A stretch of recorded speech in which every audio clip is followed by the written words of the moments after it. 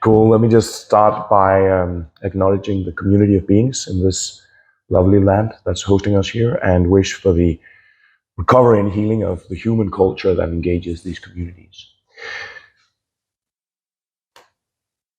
What's her name? Hello, Change. Change.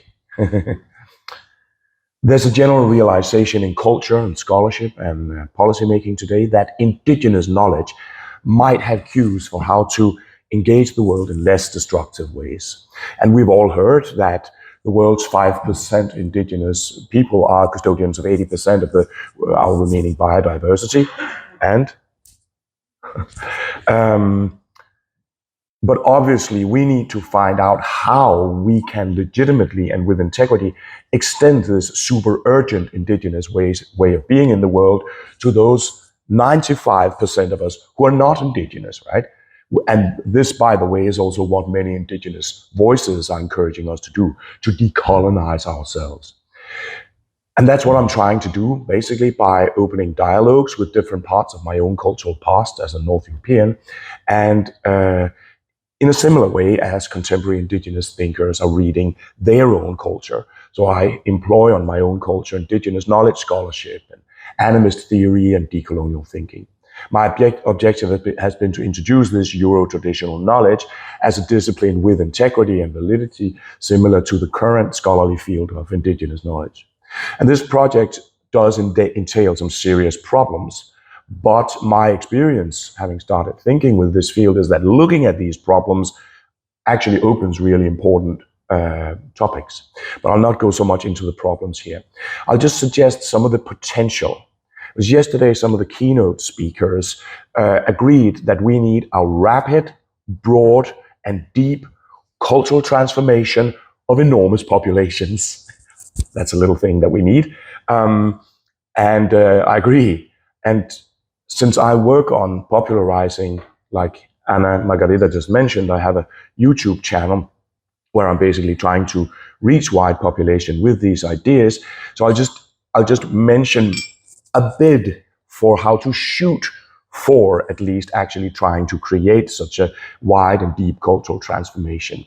And let me just disclaim that YouTube doesn't work. It's nowhere near effective enough. So I'm going to talk a little bit about a model for popular education, but first I want to mention one general thing that came to me in relation to yesterday's keynote speakers, in relation to cultural and epistemological transformation. I think we need to work with myth. So myth has a power when normal people who live in an area that gets ravaged by an climate abnormal hurricane will still believe that climate change is a hoax. Like, such is the power of myth. But why are they the only one harnessing that power? Myth reaches people and it defines their relation to the world. And this is why myth survives for millennia. And I think from one perspective, you could view our current predicament as a result of failed myth making.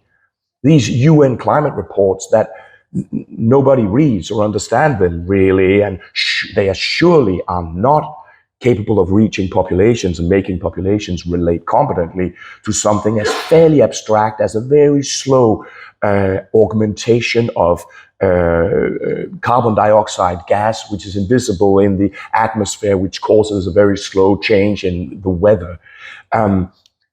Right? That narrative has shown incapable of building relation to large populations. But how then can we move in the direction of myth-making with integrity? And I think that's a difficult question.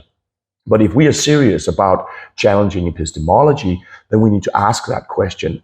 And some indigenous voices do address this, like this guy here. This is Tyson Juncker-Porter, this Aboriginal Australian thinker who's actually working actively with how to understand myth-making. But let me try to give you a little myth about CO2 emission. So there's an ancient prophecy. Oh, I think I should go on. And give me the next one. Yeah, that one. There's an ancient prophecy that says that one day, two brothers will murder each other, and that break on connectedness will unravel the entire cosmos. So that life-giving bond will break that ties forces of human communities to forces outside human spaces. They will go to war. So one example, we will lose contact with combustion, fire. That fire that powers our lives will no longer be present and smelled in our room. All this electricity that we see around us, it comes from fire somewhere. So it will live in distant power plants somewhere, and it will run amok. The world will burn. Surtur, the fire giant, will scorch the lands with his flaming sword, and fire will consume Yggdrasil, the tree of life, and flames will lick the sky as human kindness and community collapses. This is myth, right? This is a Völuspá, an ancient Nordic myth of the Ragnarok. Historically, this myth might be born out of reflections of the experience of climate collapse in Scandinavia in the Iron Age. And perhaps this kind of language could have a better chance of producing reaction to our pyrocene, as some call it, our age of unhinged combustion. In fact, the Ragnarok myth has aspects of millenarism, which is a cultural complex that indeed sometimes produce very intense popular movements for change. Anti-colonial rebellions, for instance, are often millenarian.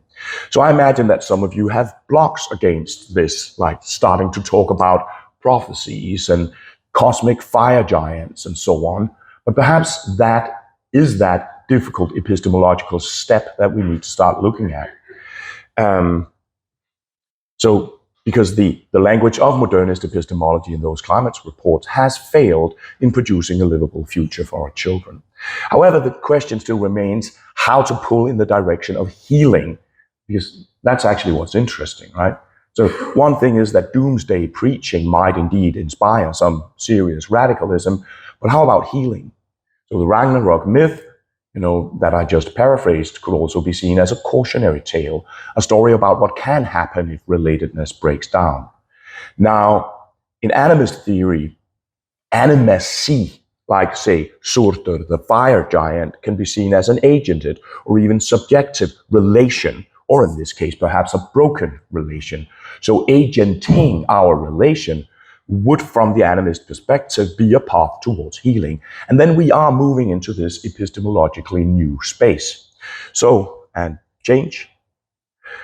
I have looked at rituals from folklore and deep history of how people in my own part of the world has created relation with fire, for instance. And these are beautiful, and they express belonging to land and the desire for a good life and eroticism. And I try to bring this particular aspect of the Ragnarok perspective into broad culture by creating a cultural event based on some old Yule ceremony. In the Yule goat event, we try to take back a meaning of sacred fire from folklore. We bring it into a new and playful application of old masking practices of dark beings that bring light in the darkest time of year. So this fire bringing dialogues with the changing of light through the year, and thereby it inscribes us in the natural processes of the land and change. So this kind of practice does not directly affect carbon emission, of course, but I believe that it does have that power of myth that I talked about to change people's understanding of themselves and their relation to their life world. If narrated in the right way through the proper channels and not just by one maverick scholar on a YouTube channel, then it might yield enormous social impact, probably greater than, this kind of infantile bullshit that Kamala Harris probably geoengineered the Hurricane Helena and these sort of things, which I would diagnose as dysfunctional myth-making. So this kind of cultural work could function as a wide cultural frame to enforce, legitimize, motivate social and economic initiatives, like, for instance, the ones that Sigrid Stagel from Austria described yesterday, or the other speakers. It could move strong identification towards this kind of work and lay the ground of values. And if done right, such an engagement with indigenous knowledge would function as a deconstruction of nationalisms, importantly. Now, playful public events like this one is one attempt at bringing this way of thinking into wide populations. But I'm also working with a different model. The Nordic folk school was a movement for self-organized popular education that spread like a wildfire of empowerment through Scandinavia in the 19th century. It was inspired by a thinker and church founder named Grundtvig, and it was connection to nation building. And when you look at the effects of, for instance, nation building in the agrarian landscape of Denmark, then it's not difficult to see that nationalism is certainly not a land connection based way of building self-image. Had it been, then national states would have been the answer to the ecological crisis. They're probably not, right? So nationalisms emerged in the rejection of animist knowledge, which also implies that practicing European traditional knowledge is often faced with some serious cultural resistance, because this work opens a new battle line in the ongoing struggles about power symmetries. So an essentialism like whiteness or Danishness, for instance, I'm Danish, they're not just gonna lie down and surrender if you challenge fields where they're hegemonic. You're gonna get a reaction. But back to the folk school movement. This movement also, and importantly, produced a lot of empowerment.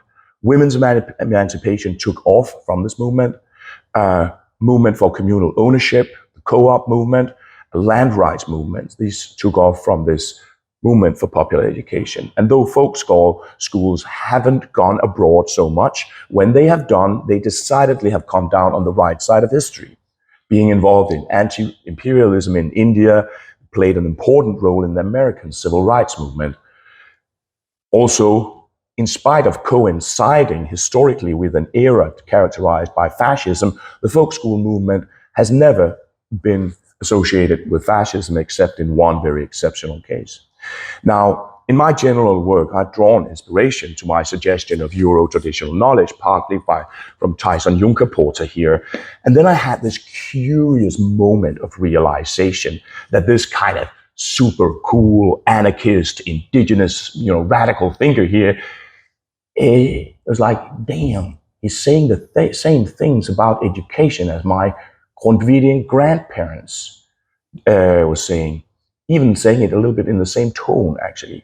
A focus on dialogue in knowledge sharing, on singing and crafts in developing knowledge, on storytelling. Nordic myth, for instance, has always played this paradoxical role in this actually Christian movement. As a child, I was given Nordic myth from my Grundtvigian grandparents.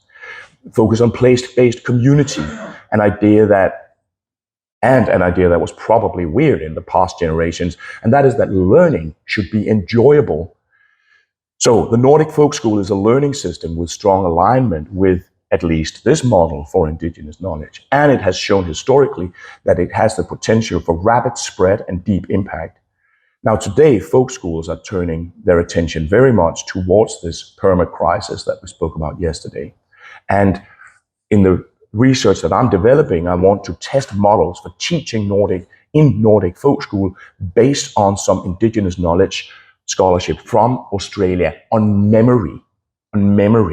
So these scholars, they work with tangible elements. So they literally memorize knowledge onto like tangible elements, objects, movements, body parts, and importantly, landscapes become a memory palace, which is crisscrossed by what they call song lines that store knowledge. And these memory techniques appear in many ways universal, actually. They're very similar across culture. And that means that applying them does not entail co-opting indigenous culture.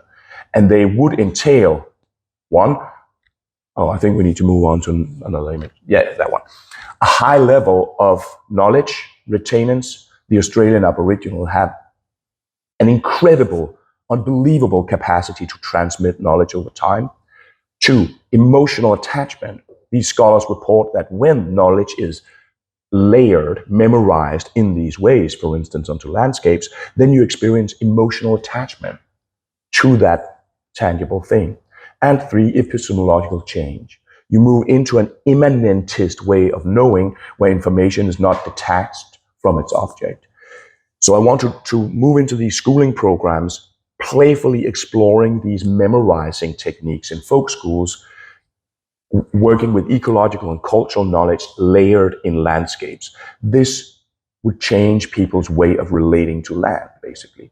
And this could be a model to bring knowledge of the mythic kind that I spoke about before into broad and deep circulation, integrated deeply into people through a system that has historically shown that it can spread quickly and effectuate cultural transformation. I think that attaining cultural transformation has to play out in a sort of interplay between high integrity knowledge and playfulness. And so we need to work as scholars in some sort of embassy with ways of being cultural, ways of handling knowledge that are epistemologically different in some of the, perhaps in ways like I've suggested here. Thanks.